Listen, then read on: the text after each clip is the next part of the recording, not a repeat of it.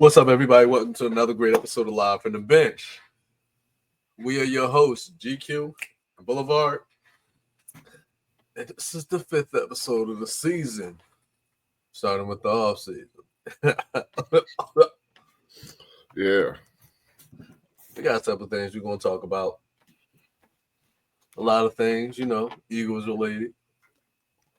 And then I might throw a little bit of a story about my weekend, if you guys care at all. You can open with that if you want.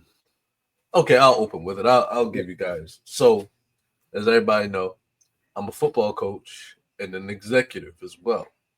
So, the professional developmental team that I coach, that I'm the GM for, we just had a game against a team that's filled with players that were on my team last season, players who didn't make my team this season, so they went to another team. We played them.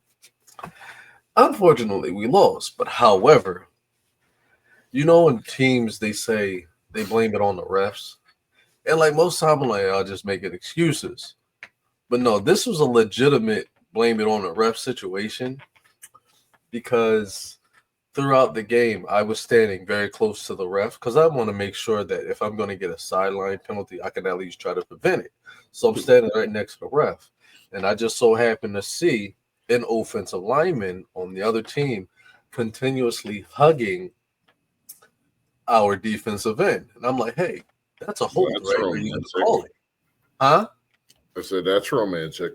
I'm like, are you going to call that's a hold? He was like, yeah, it's a hold, but Whitehead calls the offensive line holding plays, calls. And I'm like, so you don't call this even if you see it? He was like, that's not my job. I'm like, oh, okay. So even if you see something that's blatantly right there, you don't call it? He's like, no, it's not my job. You got to talk to him. I was like, but he's not going to see it because he's on the other side of the field. He's like, not my problem. Cool. This is what we're going to deal with. So this is like something that's going on all throughout the game. This guy hasn't thrown a flag. Third quarter comes. Our owner is pissed off at this point. The head coach is pissed off at this point. They're yelling. The head coach is on the phone with the commissioner. He's like, I'm not paying the refs. These dudes ain't called the play. The Hall of Play. I'm not paying them. He goes over to the owner. He's like, I'm not paying them. We're not giving them no money. The ref throws a flag. This is the first flag he's thrown all the game. He's throwing it on us. He says to the other he says to the head coach, you say anything else to me, I'm giving you another 15. And it was bad. The game was 8-0 because we couldn't get a single flag, not a single flag. We had 3 players ejected from this game. It was the most embarrassing display of football that I've ever seen on a football field. And it's almost to the point where I'm like, do I continue to do this? Or do I just pack it in and focus on arena? I don't know. If it feels good, do it. If you have fun, do it. And shit. What else you gonna do? Drugs. No, I'm kidding. No, that's my job over here with the ganja. But enough of my sob story. Let's get into what really matters. Like Lane Johnson reworking his contract with the Eagles. I had questions, but I'll save them. Oh, if you have questions, Okay. I'd love to hear your questions. Well, not really questions, but I mean, it's more of a thing where I think that is kind of the way they do it. Is it? Where certain position referees are supposed to look for certain things more than others. Mm-hmm. I mean, maybe it's just the lack of not having enough referees. I don't know. Did you have enough referees? We had 6. I don't know what the normal number is. I can't remember offhand if that's normal enough, but that seems like enough. So I don't know. Somebody should have been covering it, though, realistically. You can't just intentionally miss calls like that. That's Yeah. And that's the thing. He was laughing when we were like, "Hey, bro, what are you doing?" He laughed. It was funny to him. So we got a picture of him laughing. refs don't respect y'all. They don't like us. They don't like us. They don't like us. It's all right. We're gonna go. Might want to beat them with the football. A la Paul Crew. Yeah. Throw that shit right at the testes. Now That they would be can't. fun. Now they can't pee straight no more. They'll remember next time. Next up. All right. Well, Lane Johnson reworked this contract with the Eagles. Yes. Numbers are not my strong suit. That's more of a boulevard thing. I'm reading it, and it says his contract's at $8 million over the next 2 years, and an That's additional total. and an additional $30 million in guarantees. I'm very confused. I don't The know total number, more of the total number becomes a guarantee. But the overall number is increased by 8 million. Oh, okay. So now his guarantee would be 40 million. And it would be 48 million. So we would have had, I believe, 2 years, 40 million, and now it's 3 years, 48 million. Interesting. He believes he could play 3 more years. Wow. Like I saw a video of him with the weights, just had the weights just sitting up here on the patch, just. I remember when I could do that. But he was putting up, there was multiple 45s up there. So that's big weight. Big weight. I feel like Lane could possibly. I mean, because this is like the new, like the way like these physical specimens, these like phenomenal, like a lot of these offensive linemen aren't like the normal offensive linemen. Like most of them are. You get your fat bellied offensive linemen. Yeah, there's still some of those. They're not just big dudes like they used to be, just fat dudes. Yeah. They're looking like tugboat kind of fat dude. No, they're not out there like that. Yeah. It's like these guys are like let me rephrase it. They're out there, but they're just not shaped like that anymore. Yeah. Now they're just better designed. Yeah, like they're like guys you would say like these are gladiators. They're like essentially what the olden days gladiators. They're like the boss fight. They're built like the bosses at the on a video game. They're just big, but they're not big. They're like those old walk to the right and punch people video games? Yeah. I love those. Like these guys are like can you imagine what an anime like an offensive lineman would look like in anime? They would probably not be as fat. They would probably be a lot of muscles because for some odd reason anime likes to put more muscle when like the average sumo wrestler, probably something similar to that. Yeah. Cause like the guy from Street Fighter, the sumo dude with the Honda. Yeah, he was buff for no reason. He had his biceps were like cut. And I'm that's quite typical of a sumo wrestler. They arms be cut. Yeah, they're not all just big sloppy fat dudes. Yeah. A lot of it is muscle. They train hard, man. Yeah. Yeah, they train hard. Like they don't really get to go out and do much. It's all training all the time. Yeah, and what like it's like you look at like you pointed this out quite a few times in wrestling. Omos, and then you know who I'm talking about. Can't forget his name. Oh yeah. Yeah. Same weight, just different. And I feel like that's what you see in the NFL. You get your normal big fat hunkies, and then you have your same weight, just different package. And I think Lane Johnson's a different package of basically. He's a 6'6", 325-pound human being. And that's crazy. That's a big boy. Because I know a guy who's that his size, and he don't look like Lane Johnson. Exactly.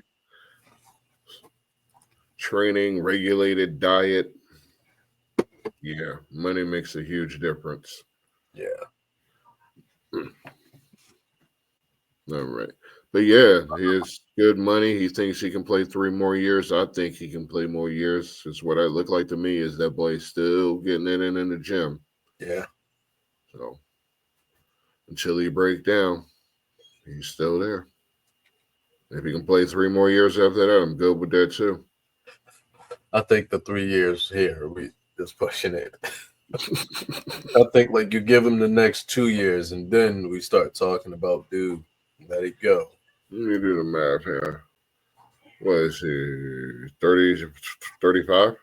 30, almost 35 this year? Yeah. Yeah. Start packing it in at 35. Yeah.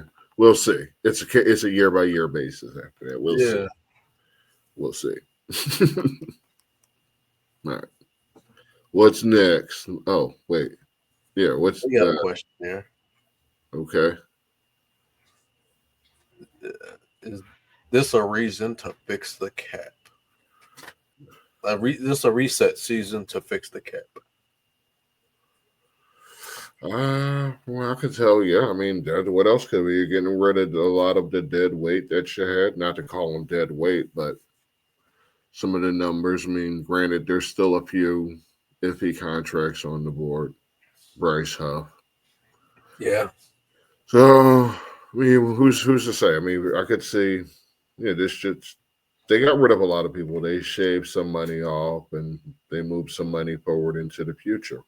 That's what you're supposed to do. What you're not supposed to do is have to deal with too much money at the moment. That's going to have to cripple you in the future because you're spending it on used goods. Mm. Not instead of prime real estate that you got coming up in a couple of years. You can foresee the market growing. So you want to get on the top of that before it gets too rich for your blood. So yeah, I mean, I could see what he's doing. It makes sense to me. It's disappointing as hell coming off a Super Bowl season to see all of those losses because those have been a lot of those players were a part of the team for a few years. Like, yeah, I mean, it was an era of Eagles football, and they were there for it. It's sad, but that is the game. The game is the game. So, but I mean, it happens. Yep. You move on. You have to deal with what's in front of you. You can't let what you did in the past ruin too much of your future cap. You can't have too many bad numbers on the books from mistakes in the past. Like that's the key. You can't have too many bad numbers on the books. Yeah. If you got your worth out of them, then it's fine and dandy. But if you had to cut them early, you had to eat a bigger number. Because the goal, really, from what I'm understanding, is to get a couple years out of the deal before you can, before you drop them. And it seems like both sides have an understanding on that. That is what the game is now. So it hurts, but life goes on. Okay. This question is coming up a lot in football. Well, lately with with the loss of Slay, Bradbury, and Isaiah Rogers, and C.J. Gardner Johnson. Mm-hmm. Are the young players up to the challenge? I have no choice but to say yes. I'm one of those people that was like putting Mailata in. I was when Jordan Mailata came in and they said that he was going to be an old lineman. I said, "Fuck it." When Trent Dillard, I believe that's his name, Trent Dillard was just getting beat. Yeah, he was. Wait, no. It was Jason Peters. Jason Peters kept getting hurt. They put Dillard out there. Dillard was getting Andre Dillard. Yeah, Andre Dillard. See, I'll be fucking it up. Andre Dillard was getting mollywopped at that tackle position, and I kept saying, at this point, put the hog molly out there, put the 360-pound tackle from the rugby worlds out there. I kept saying, like, you have no choice at this point. See what he can do, and because I'm a believer. I'm a believer of throwing people to the wolves. It's worked in in my in a lot of cases. So, because you'll find out real quick. You'll find out real quick if a person can hack it or if they can't. Jordan Mhm. Mailata, he could hack it. But you threw Quinion Mitchell out there, threw him to the Wolves, he hacked it. Threw Cooper the Gene out there to the Wolves, he hacked it. He hacked it better than a guy who's been in the league 6, 7 years. And I'm talking about Avante Maddox, the ultimate liability. I'm willing to go as far as to say that Avante Maddox is a bigger liability than Ronald Darby was. And I'm on Mm, record that's expressing how extreme. much I dislike Ronald Darby. When Avante Maddox was getting beat, I was just like, get him off the field. I'm not a big Avante Maddox. I actually wanted to see Darby win. I did not want to see Avante because Avante Maddox was just way too small to be a slot at 5'9", 190. If he was even 190, he was getting cooked. Like so, yeah, you got a big difference with Cooper Jean. So I'm a big believer of just throwing them out there and do it. Look, they finally gave the Kobe Dean the opportunity, threw him to the Wolves, and he did it. He did what he had to do. Too bad he got hurt. Nolan Smith, third. I'm sorry. You want to? No, go. Nolan Smith. They forced him to go out there. They made no choice because Graham was hurt. Um, Huff wasn't it, and Sweat had his hands full. They forced it, and Nolan Smith did exactly what everybody did not expect him to do. He could hack it. He showed something. I mean, I wouldn't say he's exactly what they've been waiting for or exactly what they've been looking for, but he did enough. He did more than the big money Huff did. So I'm a fan of that. Jalix Hunt, a rookie, he got some reps. He got thrown to the Wolves. I'm not going to go ahead and say they're throwing them to the Wolves because Mm, they're not necessarily throwing to the Wolves. They got opportunities and they had a good yeah, group around them. they put them in situations to be successful. Yeah. So Coaching made a lot of difference in all of those yes, players you just named. yes, Fangio over the last guy. We're on this show very much like fuck Gannon is yeah, our form when it comes to the last guy. yeah. And I think that's one of the big reasons why I feel like they did very well with these while these young guys were able to come in. And I feel like that is the reason why, because when Jalen Hunt was in the game, he was probably replacing Sweat or Graham. What is Mm-hmm. he going to have to be forced to do? Replace Sweat or Graham. Mm-hmm. Same with Nolan Smith. What was he doing? Replacing Sweat or Graham. But what did he have in those moments when they didn't have Sweat or Graham? You had solid. You had a solid two defensive linemen with Jordan Davis and Jalen Carter. You had solid linebackers.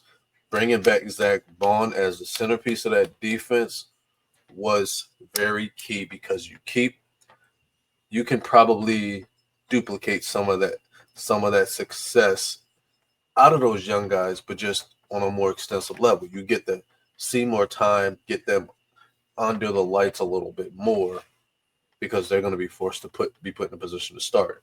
Now, as far as Sid Mm-hmm. Brown, um, Jeremiah Trotter, and McCollum, um, I'm not a fan of Tristan McCollum, and no, and the only reason why is because I haven't seen him enough. I like Sid Brown. I'm a firm believer in Sid Brown, but something I keep saying, and it sucks so bad because Seth Jordan came out and said it after I said it, and it kind of like took off. But it's like Sid Brown's super over aggressive, and I love Mm-hmm. it. I love it. He's a dog. Like he's tenacious. He's a dog, but he overshoots everything. Like he can be right there in the backfield, and he just overshoots it. And I feel like if he can just fucking slow himself down, just a hair, he can He'll make get big it. plays. It's just it's time. It's time. It's reps. Yeah, Nothing's stopping him from getting it. because he's trying to prove himself. That's what it is, and I feel like he just got to relax a little bit. I want to Yes. see Jeremiah Trotter Jr. show himself. So I don't. It's controlled mayhem. Yeah, Controlled mayhem. You can't just go flying around because you're going to put yourself in danger. they have a word. The young people have a word for that. I mean, you're hearing it a lot on the field. Was They that? call him Sid Brown is what you would call a crash out. He's a crash out. Like Mhm. he's just one of those people. Just hit him. Like remember you saw you. I mean, of course you did. You were in the movie. The Replacements. Mhm. Bateman, the linebacker. Mhm. He is like the original crash out. So that's what I get with Sid Brown. Like Sid Brown's just trying to. It's full speed. I'm gonna go get him. He just doesn't execute as well as Mr. Bateman did. I'm gonna go on record and say that the original crash out was the dude from the program that was on steroids.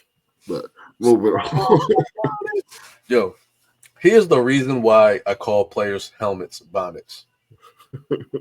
Because the one scene where somebody's helmet came off, he was like, I think you lost your bonnet, baby. Muscles. Oh man. Hmm. Love that movie. I will watch that movie again if I can find it. I had it on DVD. And you know we can't watch those anymore, so Nah. it's like Or illegal more now. DVDs. It's There's like illegal a now, DVD apparently. around here somewhere, like one DVD. Don't admit that it's And illegal. like 4 CDs. Like, no joke. Like, yeah. Blockbuster might come back for them debts. Be Columbia House. I still own Columbia House. Everybody still own Columbia House. That's why there ain't no Columbia House no more. Idiot. Sure, you can have 6 CDs for 99 cents and pay us later. Or a penny. Dumbasses. Oh my god, that's who the. Oh man, we're gonna get off track with It this one, really happened. but it's like when somebody presented that business model, who the hell was like, "That's a great idea"? It's like, what? You gonna let me cheat you out of some money? Because I'm Yeah, definitely about to. we're gonna give you CDs on the honor system, America. Mm, fuck Idiots. I mean, yeah. Sorry, I had a whole thing on a 1 to 10 here. It's like, that. how confident are you in these players as far as the defense? Okay. I got a few on here, but there was a few I missed. Obviously, how confident 1 to 10 are you in Jalen Carter? Jalen Carter? Mm-hmm. I'm 100% confident in Jalen Carter. Uh, I'm gonna go 10. Absolutely. I don't have a shadow of a doubt in Jalen Carter. Not a little Okay. bit. Well, that's high praise. Jordan Davis. I'm still very confident in Jordan Davis. I'll still give it to him 10. He's For a what monster. his role is, he does his role well. Yeah, and He I hate won't that be everybody's credited. like, "Oh, he doesn't get sacks." That man is right there. He's a fucking hole plugger. Yeah, That's he'll why figure that Jalen part Carter out. gets paid. That'll come in time. But for what he does, plugging the holes, yes, he does that well. What was the dude Gilbert Brown? Mm-hmm. Big fucking Tony Saragusa. Mm-hmm. Corey Simon. I mean, I don't know if you can consider Corey Simon. Fucking Or Hollis something Thomas. wasn't big, but yeah. Yeah. It's like they do what they fucking supposed to do. Mm-hmm.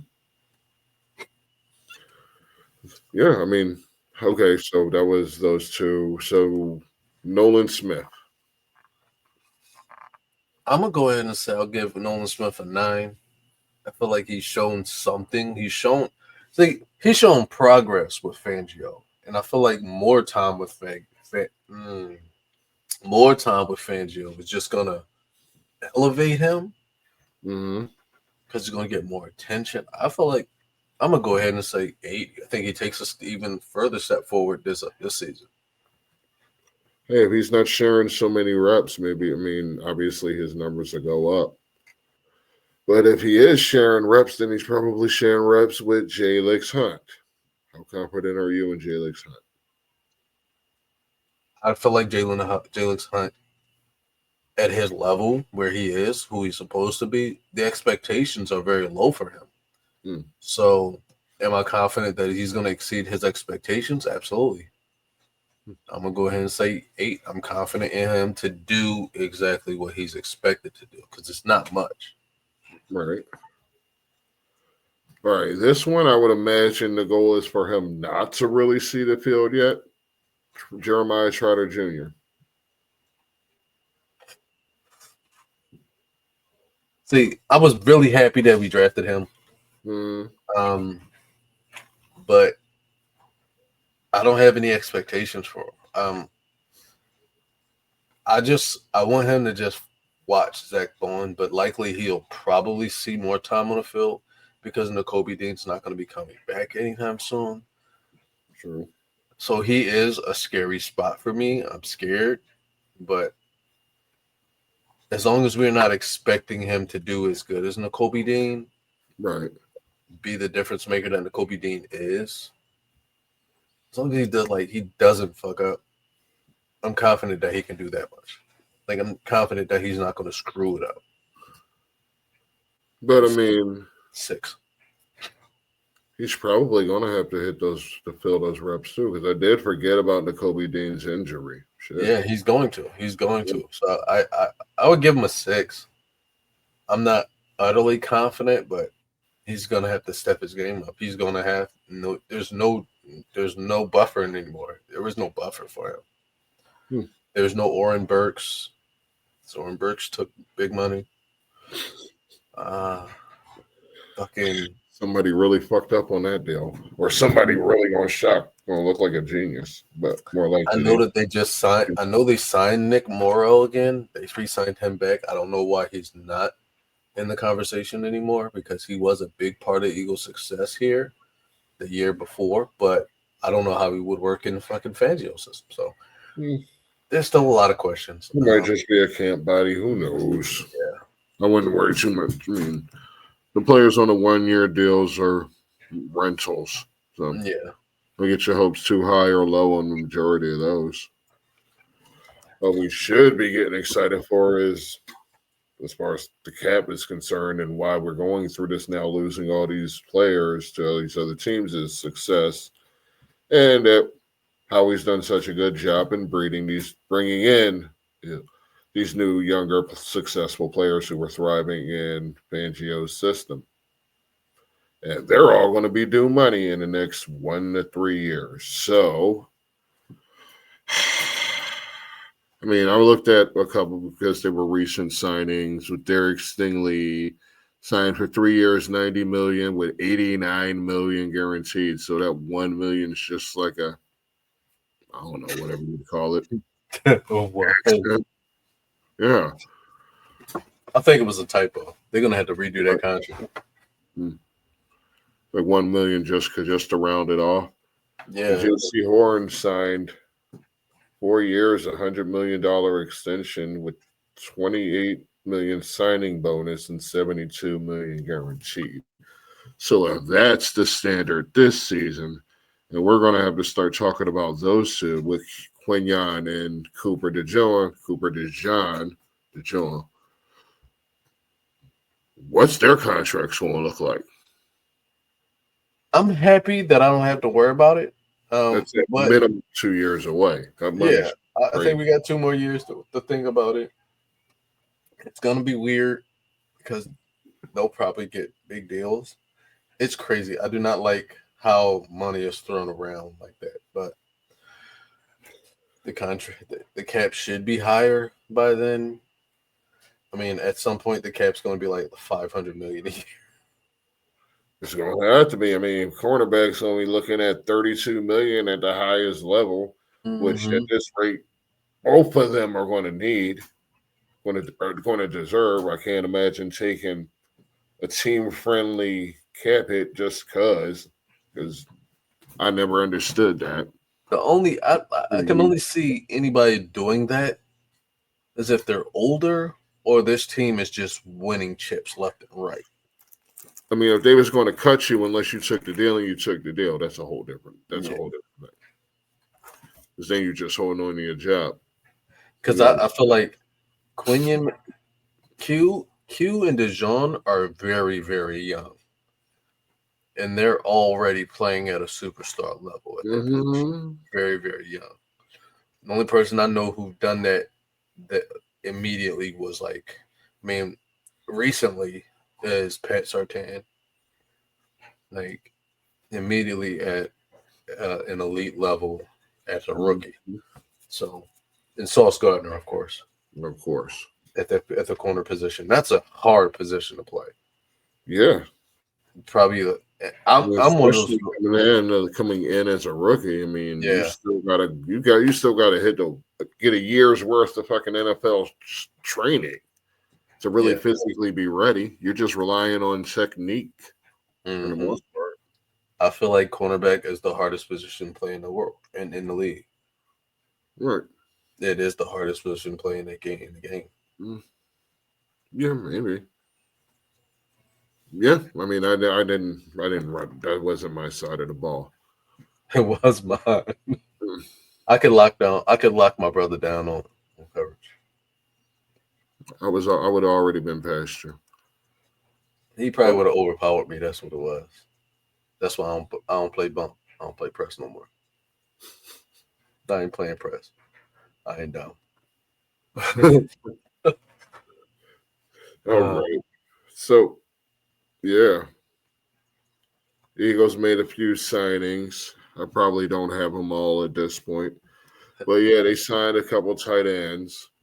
Harrison Bryant and Kyle Branson.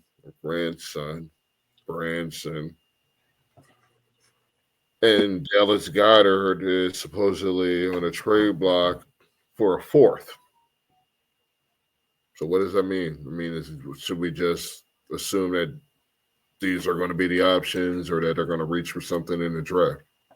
Well, see, I've thought about this, and it's like really been heavy on my mind, and then I thought about it. This has been the trend in Philadelphia. Mm-hmm.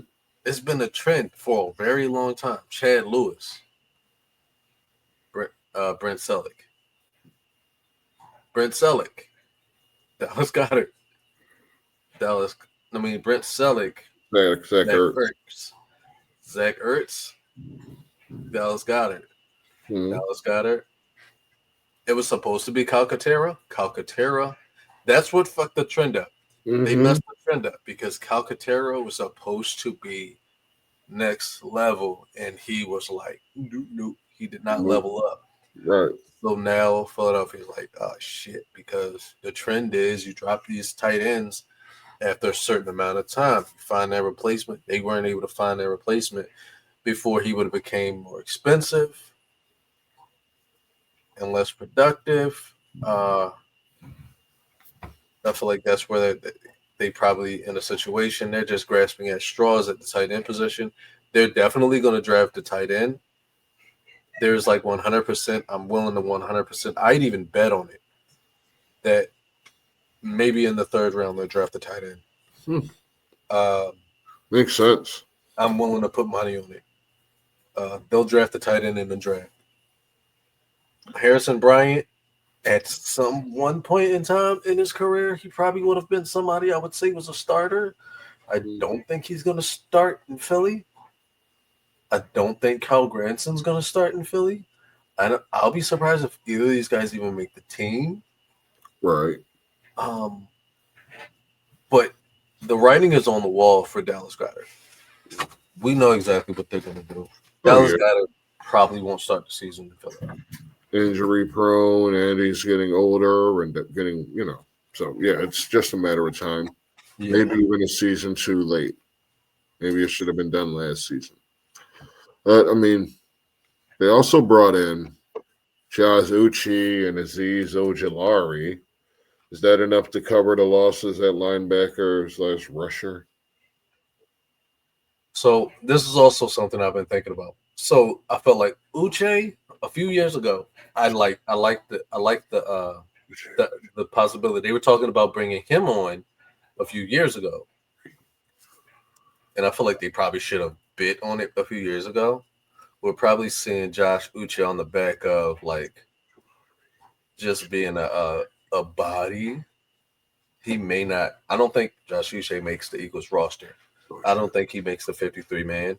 Aziz Ojulari, however, yes, I feel like he has the talent to actually compete for that spot opposite whoever is on the air because you'll have Nolan, you'll have Jalix, and then you have the other side.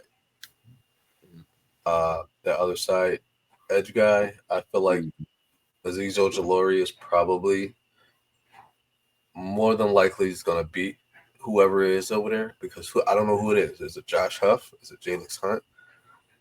Because Nolan Smith will likely lock down that edge spot. Even though I thought he was a linebacker. I didn't know he was an edge rusher.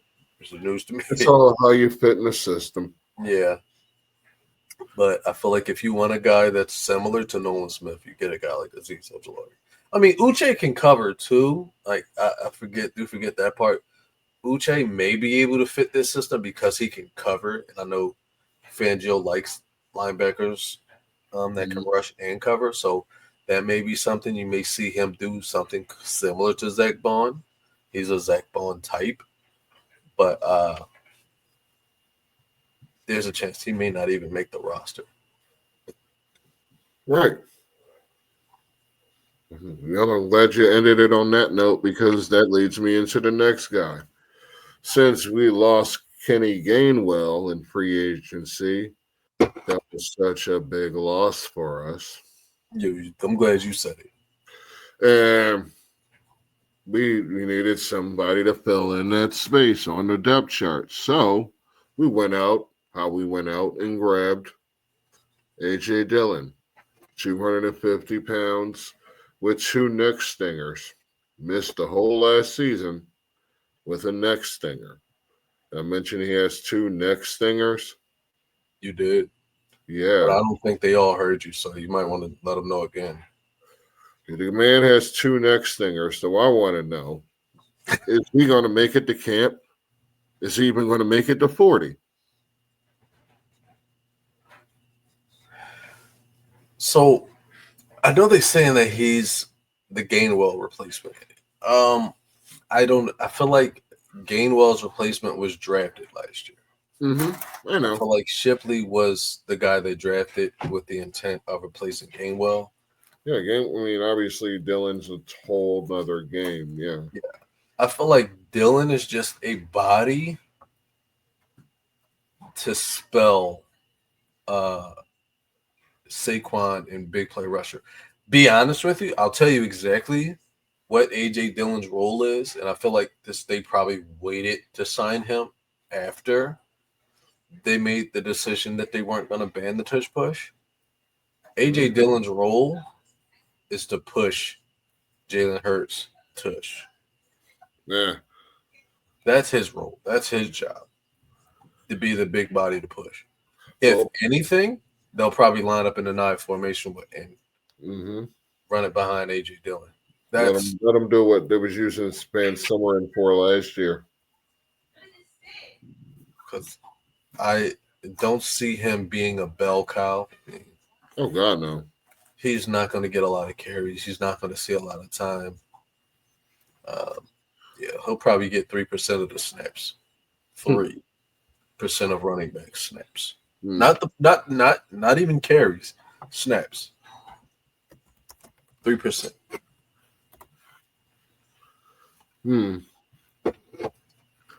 The next stinger is thought to happen when a quick movement causes the compression or punching of the brachial plexus. This bundle of nerves runs from the back of the neck into something. I'm not going any further. Y'all get the damn point. 2 of those. Medical. He ain't making it through camp. He's a body. He's just a guy. Yeah, he's just a body. Just that in the running back number 3. And they'll probably get and probably the official number 3 running back is probably someone who plays a different position. And I mean, I say this like I said, I don't know if it was clear. Maybe he replaced Van Summer on those runs, those plays, but otherwise, maybe the spell on goal line plays, fourth downs. It's not really what they do offensively. So if he's here, but I doubt he makes it to game one. Well, I'll tell you this right now. I can tell you exactly what I believe is going to happen while he's probably there, because maybe it's a rumor, but I can definitely see it being real. The cover athlete for Madden 26 is 2-6 himself. Oh no. Yeah. Oh no. You may be honest. I don't know if it's 100%, but because I'm pretty sure they stopped asking for consent. So Yeah, like EA cares about consent. They only charged the college kids paid the college kids because they had to, obviously. Yeah, we're gonna have to talk about that on a future episode. That whole Madden cover, because I forgot about that. mm-hmm. Yeah, you're onto something with that. I need to look into that further. But, Yeah. but before that, actually, no, I just want to state that I totally hate and love that idea of Saquon being on the cover. I both love it and I hate it because I want the cover so I can blow it up and put it on my wall. Oh hell yeah. I hate the cover because of the Madden curse, obviously. So, and maybe there were some years where the curse doesn't apply, Mm-hmm. but it still happens. Yeah. So it's a concern when it's one of your own, more Yeah. so than somebody else's. It's like it's funny that it happened to your team because it didn't happen to my team, and now it can happen to our team if what you said is true and Saquon is the cover. It's gonna be the butt hurdle. You're right. That's definitely going to be in the opening clip.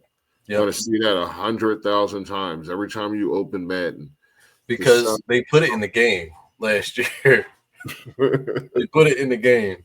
Like literally 2 weeks after he did it, it was in the game. You just had to spin and hurdle at the same time. It's really going to be that clip over Not Like Us. That's exactly what's going to happen. EA Sports. They're not like us. It's like, no.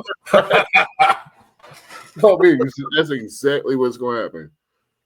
It's going to be the little loading screen. And you're just going to hear mustard. Listen, I'm probably about to give EA all the like momentum right here, because with the whole discussion of removing the license and allowing other companies to get in on NFL revenue, gaming revenue, Madden, EA opens up EA Sports. They're not like us. Talking about 2K, Access. What's the other one? I can't remember the guys that's taking over Maximum. Yeah. It's a way. It's a funny way. It's a funny spin on it. EA Sports. It's in a game, or they're not like us because they're trying to say that they're better. Which, in a sense, like they had a better one that got people excited a little bit, then just shit the bed. Just never came back. Who that Maximum? Yeah, like they're still just posting videos of what could be, but They came out. It's out. It's just not fun. It's not fun at all. Maybe that's why I haven't heard anything further. Yeah, I played it. I'm not a fan. I played it. Let me tell you. I started a game, and within the first quarter, I turned it off and uninstalled it. Damn. Yeah. And it's got to be really bad for me to really uninstall a game because I have 2 terabytes on my Xbox. So for me to uninstall a game, it really has to piss me off because I got Oh, all this space in my PC. I'm constantly moving games in and out, but I have about 60 on there. So mostly little ones Mm. that I don't want to get rid of. But all the big ones, those big AAA games, the yearly sports games, those rotate in and out. I don't pay attention to that. All right. All right, no, so, oh no, you want to ask? Because I can ask. Okay. I want to ask you this one, actually. Now, you're Howie, you're Jeffrey, you're Heffrey.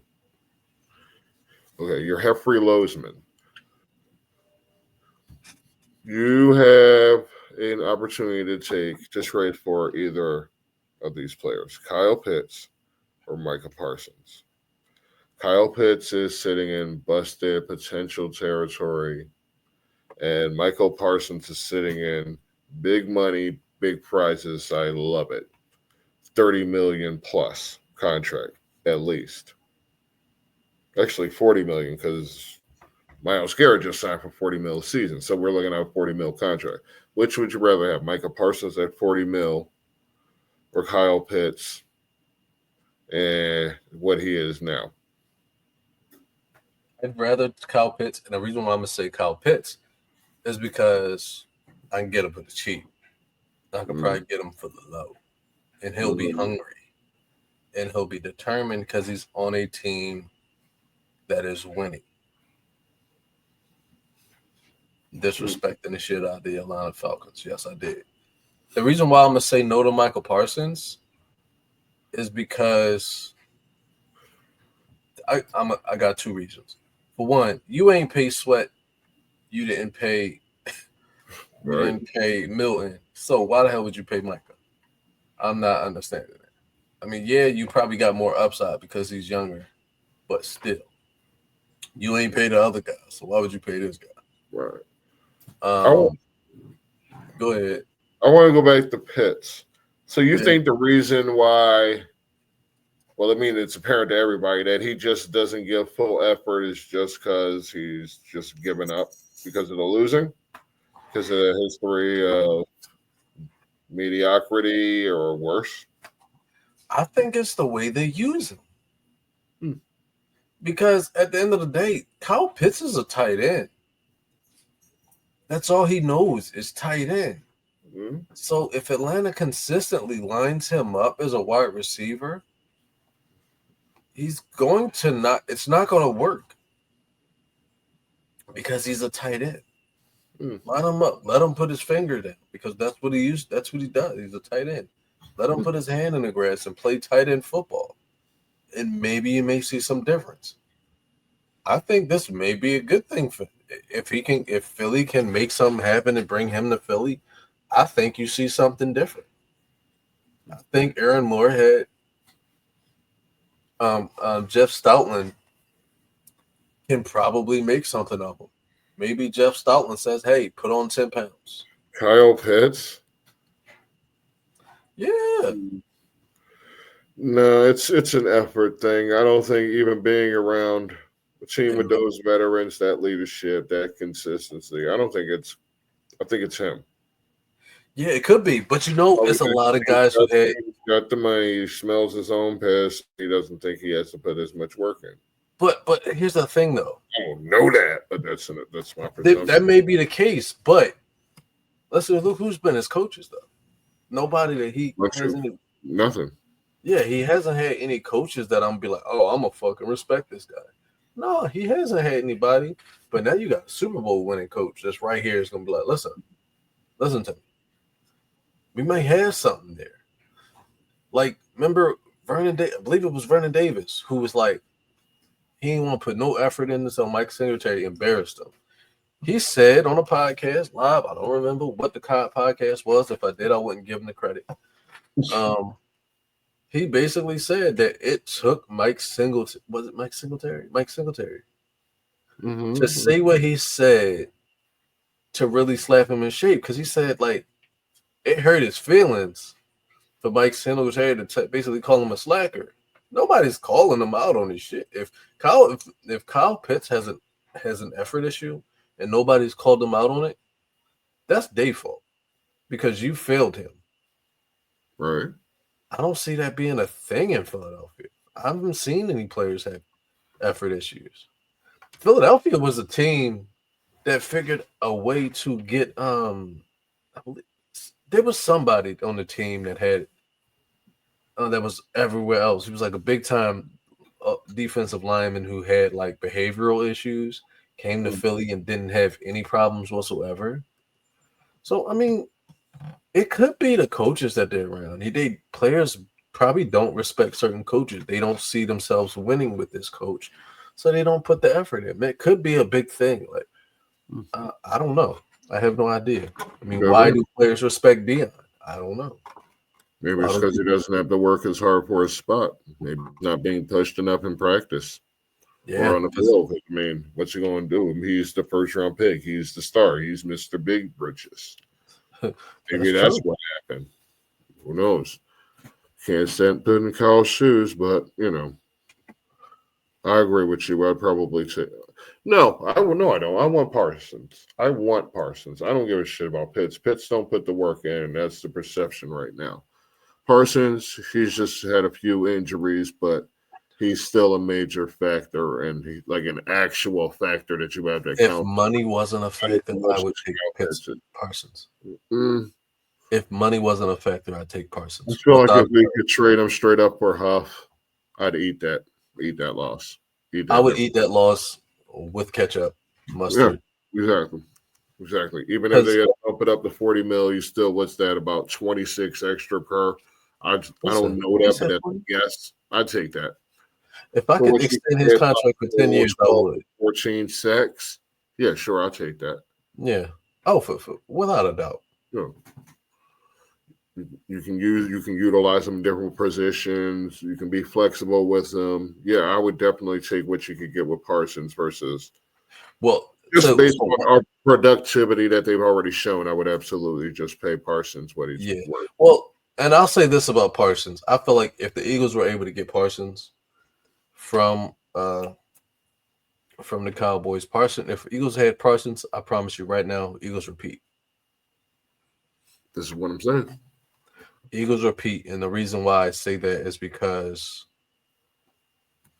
yes, you got a certain level of production from Josh Sweat. You did.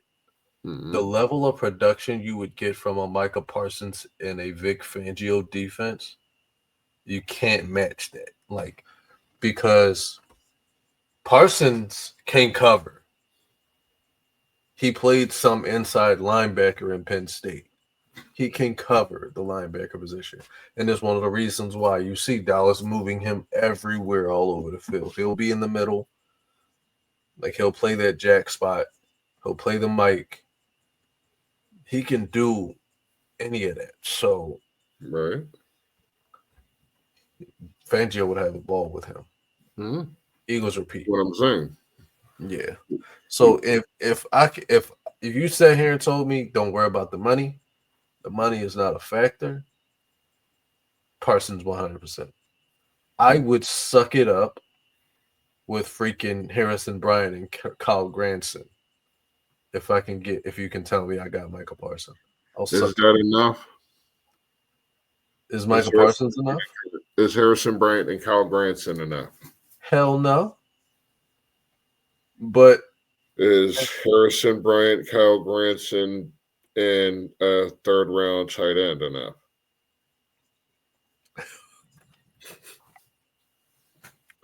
They're gonna have to be.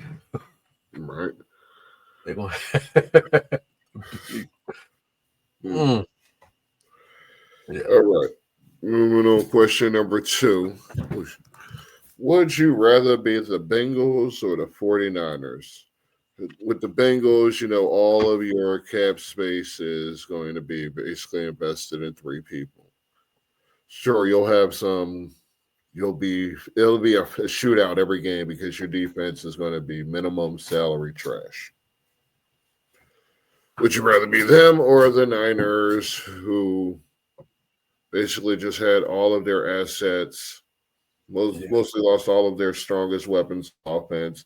Their star running back is getting older and more broken, and they're going to have to pay their quarterback at least $52 million per season. Which team would you rather be? I would rather be the Bengals. Please explain. Because I feel like if you're the Bengals, you still have a chance to compete offensively. And in San Francisco, I don't know what I'm looking at in San Francisco. Like, I don't know I don't know what kind of team that is, because I don't know if Purdy has hit his wall. Like, I don't know. Right. I don't know if Pearsall is about to come out and like really shine. I don't know if Gary Kittles is gonna still be high level production. I don't know if Ayuk is gonna quit on me. I just don't know. I don't know what the defense is anymore because they let Hula for Tula, whatever his name is. Right. I don't know. I don't know what I'm looking at. Then I believe they just lost Javarius Ward today. I don't know. That's the thing. I just don't know what they are, and I think it's like Kyle Shanahan's ability to scheme isn't enough to match. Ward was 3 years, $60 million to the Colts. See, and that's what my thought is. Like, I don't know who they are anymore because, like, are the 49ers still the same team that were competing to go to the championship, or are they now a team that's like, I'm gonna put all my chips in my eggs in the same basket with Brock Purdy and hope that he's going to be the great quarterback that I believed he was. Because he was looking very good. However, he regressed a little. I don't know if he hit his wall. I just don't know. I don't know. But if you look at the Bengals, I know what I have there. Mm-hmm. There's not as many questions with the Bengals as it is with the Niners. I just don't know. Right. Fair enough. I don't know. I mean, one team's going backwards. One team's just going to be running in place for 3 years, 4 years. Yeah. And they're the Bengals. So I guess I'd rather be the Niners because we know the Bengals are going to be cheap about it. They're going to fuck it up somehow. Yeah. So, yeah, I guess I'd rather be John Lynch and the Shanahan boy and all of that good shit. All right. You rather be rebuilding in a few years? Yeah. I love it. Yeah. Instead of running in place, absolutely. I mean, because even if you do make the playoffs, you're just going to get knocked out first round. And who wants to consistently be a fan of that team? The Bengals fans, because that's what they've been doing. I mean, that's not the goal. The goal is to actually try to compete for a Super Bowl, not try to compete for a wild card. Agreed. But who the hell wants to be the 7th seed? You don't want to be the 7th seed until it's like week 16, put it that way. Right. Yeah. Jaden Daniels, Bo Nix, Drake May, Caleb Williams. What am I missing?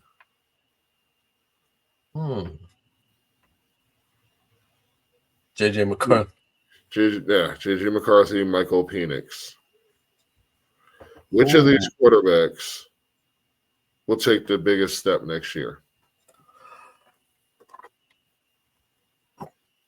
So, I don't know. I kind of want to disqualify JJ McCarthy. Mm-hmm. Okay, I want to disqualify. There's nowhere to go but up. I get that. Yeah. However, I think Drake May takes a step back. Even though it's not much of a step, but he takes a step back. I think Caleb Williams takes a huge step forward with Ben Johnson. I think Jaden Daniels continues progression because the Cowboys still aren't going to compete with them. Um, How much does Debo help him? enough. Hmm. I don't think Debo's going to go out there and put up 90 catches, but he's going to be a weapon that can change the way. He's just an extra weapon that'll probably take some focus off Scary Terry, Okay. and then Luke McCaffrey is going to come alive. I'm a big fan of Luke McCaffrey, so Obviously. more so than Christian McCaffrey. That's just blasphemy. All Understand? right. So, yeah, continue with your quarterback. Uh, Bo Nix. Mm-hmm. I liked Bo Nix. I felt like he was like very underrated. So I feel like he's with the fact that he's underrated, and there's probably a lot of people that's still going to like just try to shit on him. I still have good faith in him. I can't think of anybody else. Who else was out there? Spencer Phoenix, Rattler. Phoenix, Rattler. Michael Penix is about to go off. He's about to go off. Spencer Rattler. I think with Kellen Moore, he's about to. I mean, he can only go up from here, but like I've always been a fan of Spencer Rattler since he was on Last Chance U. I think that's what the show was called. Mm. I think it was Wait, called. what? Was he on that one? I Was don't on think one? he was on one of those shows. Okay. Um, I like him. I like it. No. I feel like Phoenix is the same station as McCarthy in that there's nowhere to go but up.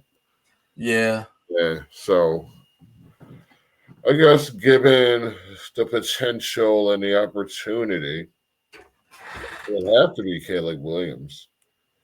And Mm-hmm. then Bo Nix or Drake May, because they're the ones. Actually, they probably have the least room to grow because it's going to be all on them. Yeah. They're not as their offense isn't as heavy weaponry as some Yeah. of. They don't have the pieces in place, so it's going to be all on them, their arm and their brains. And jury's still out on McCarthy, Phoenix, obviously. Rattler, who the hell knows? Yeah.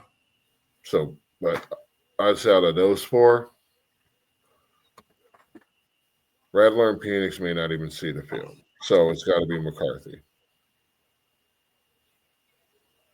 I'm I'm liking I'm really liking Caleb Williams' opportunities because they got rid of the problem.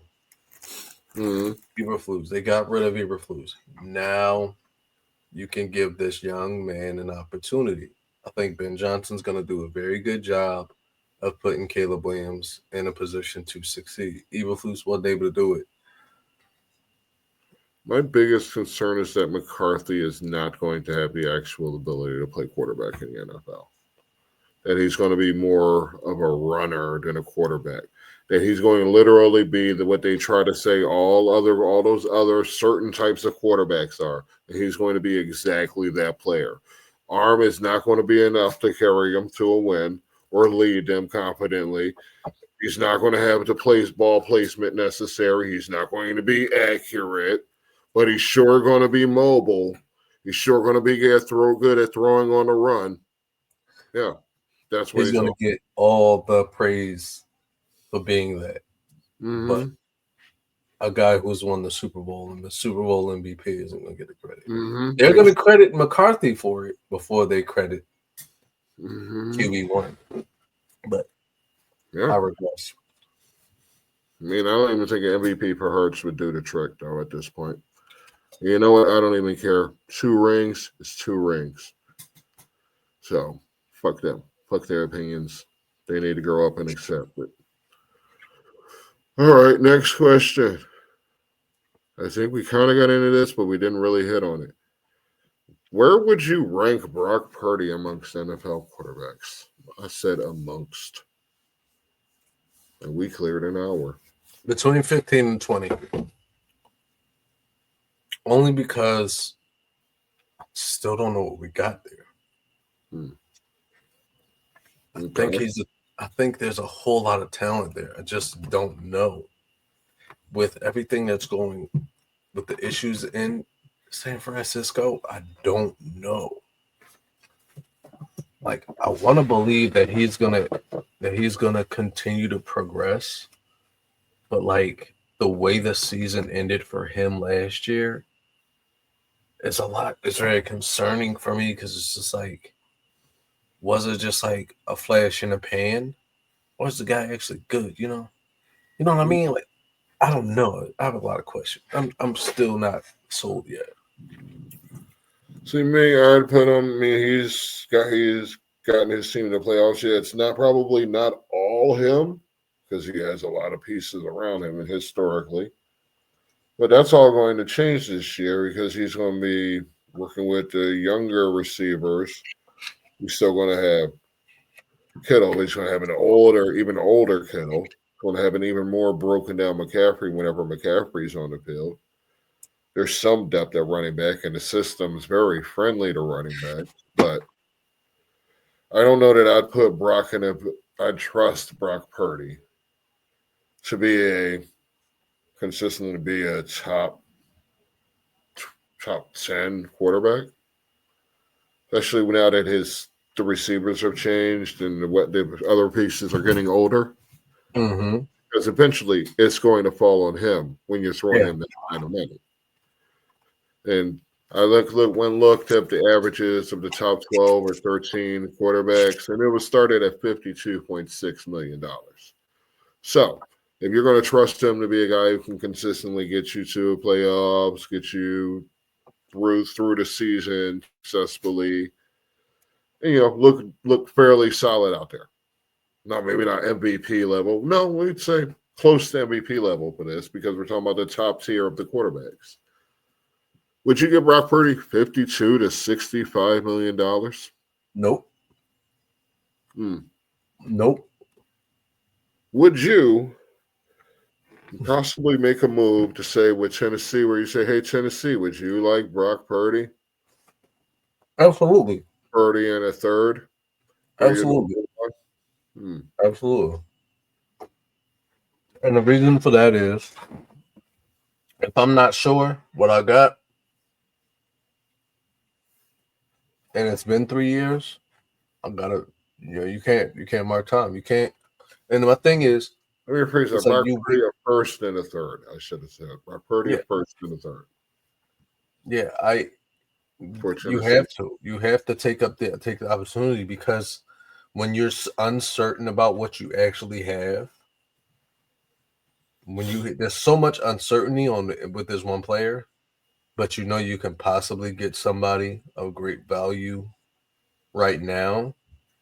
You take that opportunity to grab them. So if you can probably offload somebody who is like probably going to cost you a lot more, and there's still a lot of uncertainty with that player, you got to go after somebody you can probably get more uncertainty, somebody you can be more certain of, like a Cam Ward. If you're Tennessee, do you take the deal? Yeah. Really? Yeah. Because, and I'm gonna tell you why. Because there's probably more certainty for Tennessee than a rookie because Tennessee doesn't have the weapons that they can put around a guy like Cam Ward. Cam Ward goes to Tennessee, fumble. You're calling this man a bust in 2 years. Right. Brock Purdy, you can probably test this man. Everybody's gonna respect Brock Purdy. You're gonna have a level of respect in a team that's like bottom 5, Tennessee Titans, bottom 5. See, to me, I truly think best case for Cam Ward is the Giants. I mean, because the Browns are going to Browns. At least the Giants try. The Browns, Yeah. they don't even try. They're not committed to winning or being successful. They're just there. They're not. Yeah. When I realized that the Browns weren't committed to winning when they re-signed Myles Garrett. And I know that's like crazy because like, oh man, you were signed one of the best defensive linemen to come back. That was not the right idea. That was not the best idea. No, they needed to move him for draft picks. That would Yes. have been the best idea. Because if you want to win, you offload somebody who can get you a lot of capital. Mm-hmm. You start rebuilding. And that's the problem with Cleveland. They haven't started rebuilding. Like they're not rebuilding their organization. Because they don't have a strategy. They don't have it. They don't plan to go one way or the other. They just plan to produce money, revenue. It's not about the on-field product. It's about the in the stands, in the merch shop. It's about the fan base. It's not But so that's much. the worst part. That That is the some worst part. teams are like that. Yeah, Some and that's teams- the worst part about the Browns, Mhm. is because the Browns, like when you look at the Browns from a brand standpoint, what is their brand? Orange, brown? Like Okay. there's no brand. There is no brand there. So when I look at the Browns, it's like there's no identifier. That is like a Yeah, you're horrible. right. For the longest time, what was their logo? I mean, what was their helmet? Brown and orange Yeah, it's with nothing. Nothing. like Nothing on it. if you're trying to sell, if you're talking about I want to sell jerseys. Your jerseys aren't that impressive. There's nothing there to identify anything, nothing to get excited about. Like the Titans, you talking about the Titans brand, sword, flames, Oh, that's shield. Arizona cheerleaders. That makes sense. You want me to get behind the sword, the T, and the flames? I can rock with that. You want me to go with the Packers, Big G? Ugh. I don't like it, but we got cheese. That shit bland. That shit boring. Just like Who don't like cheese? Like Green Bay. The Browns out. I mean, the Packers got cheese. You know, No. I can identify with three Z's. That shit is. Who else? Who got? Who's the Bills? That was lame because like we know what they named their team after. Some guy named Bill, which is weird. Yeah. But they actually tried to figure it out. What they should have done was rebranded after a few years to the Buffalo Bulls. That would have been a lot more interesting. That's their college team. The college is the Buffalo Bulls. I mean, kind of screwed, but it is what it is. But it's just like you have an identifier to grasp onto. The Browns have nothing to grasp on because if you want to try, and I swear, if anybody come in these comments talking about it's a bulldog, it's an elf, figure that shit out and then come back to me. Tell me what the. Would you rather it be the bulldog or the elf? I would 100% rather be the bulldog. I can market a bulldog. I can't market the elf. They're gonna grind me the hell up. You make me mad. If I start walking around talking about the elf is the mascot. I'm just saying the elf, I get mad as shit. Like what? That is not football, man. Exactly. Like grab your sex and start telling me it's the bulldog and adapt it. Because I'm gonna tell you this: the Cleveland Browns. I'm gonna thank the guy from Family Guy because that's the best, the logo, the most marketable you could ever be. But, and you want to know the messed up part about that? If you try to go that way, well, Cleveland Browns from Stool Bend, ain't that in Georgia? That's not a real place. Well, see, it was in Virginia, but it's not a real place. See, I don't even know, but it don't even sound good for Cleveland Browns. See, I didn't even know, but that's the point. It's like there's nothing to grasp onto, so I can't. Okay. You just rambled for 5 minutes. You know that, right? I did, and I'm sorry. Rambled. It was awesome. The Cleveland Browns just make me so mad. Clearly. Because the question was, would you pay Brock Purdy? We start talking about the history of Paul Brown and shit. The Browns are brown. The Browns are gonna brown in it. The Browns are gonna brown, yeah. And what can Brown do for you? Not much. Not much. I mean, they can throw $40 million at Myles Garrett, make him, any hope of having a real illustrious career that actually has some success, that's done. So he's going to be like a Barkley. He's going to just chase. He's never going to get there. He's just never going to get there. He is like when Andrew Berry said we're not trading Myles Garrett, 100%. I knew he was a puppet. It was all about brand. It was all about the money. It was all about the money because if you're a GM, because I'm thinking from a GM standpoint, this guy doesn't want to play for me. Doesn't want to play for me. Right. What am I going to do? I'm a GM. I'm listening to every fucking offer that come to my table. And I'm always going to demand high. What is your dignity worth? He said $40 million. That's what happened. Yeah, and that's shameful. It's horrible. That's how I'm looking at it. It's like, how much can we pay you to be the face of our team while we continue to fail and suffer fans? Because if I'm a fan, I'm not paying for that shit. How much can we pay you to be the what if, the biggest what if in the history of the NFL? What if he had a good team around him? What if the Browns were committed to winning? He's going to be that. The Browns are essentially what the Arizona Cardinals. Man, not so much. Arizona Cardinals have seen the Super Bowl. I don't know what the Browns have. Browns have. No, wait. Yeah. I believe so. That's not what I was going to look for, but yeah. Let's say Browns Super Bowl appearances. They have not yet made an appearance as of December 2024. So no. Definition of futility. 6 letters, begins with B. That is insane. Mm-hmm. Never seen a Super Bowl. Never seen a Super Bowl. One of the oldest. I know the only team to not make an AFC conference championship is the Texans, but the Browns haven't seen the Super Bowl. No, I mean they've won NFL championships, I believe. And there was one year where there was a fumble on the goal line. They lost to the Broncos, but Ernest Biner. I'm old. Yeah. So where were we? Yes. We're finishing up. All right. Boulevard's Harold Carmichael. Okay, let's bring it on. Yeah.